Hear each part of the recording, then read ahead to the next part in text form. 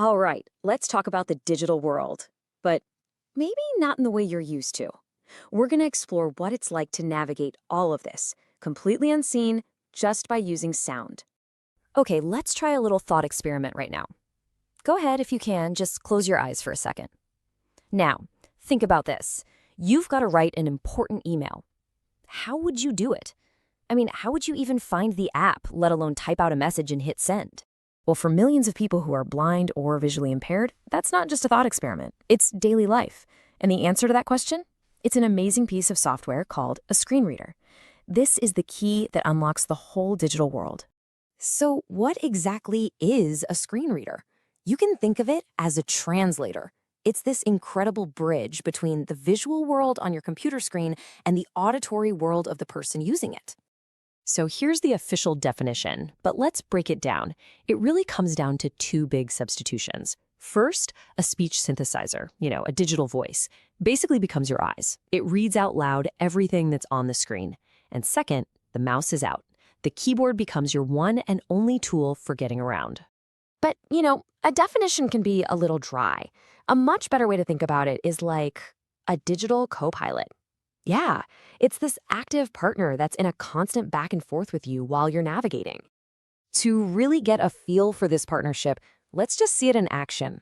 We're going to follow a user doing something most of us have done, building a simple PowerPoint presentation. It's something that feels so visual, right? Which makes it the perfect test case. Okay, so picture this. Our user has a blank PowerPoint presentation open. How does this digital co-pilot help them build the whole thing using just their voice and a keyboard? So instead of clicking around with a mouse, the user just uses the tab key to move. And with every single press, the screen reader tells them exactly where they are. It'll say something like title placeholder. Then they just hit enter, type their text, and use all the shortcuts we know, like Control+B for bold. Need a new slide? That's just Control+M. Ready to present? F5. It's amazing. What we do with all these mouse clicks and drags becomes this super fast series of keystrokes. It's actually incredibly efficient when you see it. And here's the absolute key to making this work: the feedback. When that user hits Control+B, they don't have to hope it worked. Nope. The screen reader immediately chimes in with bold on. It's so simple, but that confirmation is everything. It's the auditory version of actually seeing the text change on the screen. And that right there perfectly sums up the whole dynamic. It's not just a person using a tool. It's a conversation, a really fluid back and forth.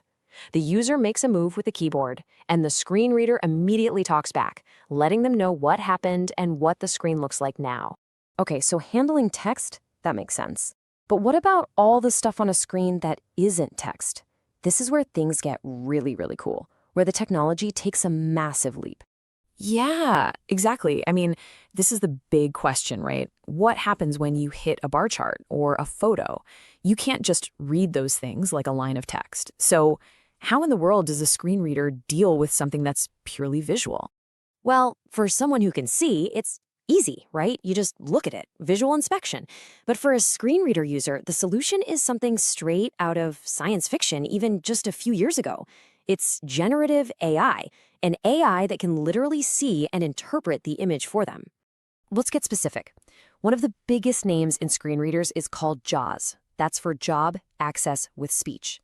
It has this incredible feature called Picture Smart. What it does is it connects to the same kind of powerful AI that runs tools like ChatGPT. It can analyze pretty much any image on the screen and spit out a description in just a few seconds. And I want to be clear, we're not just talking about a basic label that says bar chart. No way. A user can ask a really sophisticated question, like this one here. They can ask for a full-on interpretation of the data, the design, even any trends it can spot. That's the difference between just knowing a picture is there and actually understanding what it means. Now, JAWS is amazing, for sure, especially with those AI features, but it's not the only game in town. The world of screen readers is actually a whole ecosystem with a few different major players you should know about. So, on Windows, you've basically got three main options. There's JAWS, which is kind of the paid professional standard. Then you have NVDA, that stands for Non-Visual Desktop Access. This one's huge because it's completely free, open source, and driven by the community. It's incredibly powerful. And finally, you've got Narrator, which is just built right into Windows. It's there for everyone, right from the start. So if you look at the data, this is from a 2024 survey by WebAIM, you can see the market is almost evenly split between JAWS and NVDA. They're the two big ones. But here's the interesting part, the real story. Most power users, they don't just pick one and stick with it. They actually learn to use several, and they'll switch back and forth depending on what they're doing to always use the best tool for that specific task. So we've talked about all this amazing technology, right? From basic text-to-speech all the way up to AI that can interpret charts. But all of it, every single bit of it, depends on one absolutely critical thing. And that brings us to our final and honestly most important point. Here's the thing. For a screen reader to do its magic, the digital world itself, the websites, the apps, all of it, has to be built the right way. Accessibility isn't just some feature you tack on at the end. It's not an optional extra. It has to be the foundation. It has to be baked in from the very beginning. So I want to leave you with this one question. It doesn't matter if you're a developer, a designer, or just someone who posts stuff online. The next time you create something, anything, just take a second and ask yourself, is the little piece of the digital world I'm building right now, is it open to everyone? Hi everyone. If you like my video, so please give me a thumbs up, and don't forget to subscribe. If you have any doubt, then you can write it in the comments section down below. I will try to answer it soon. Thanks for watching. Bye bye.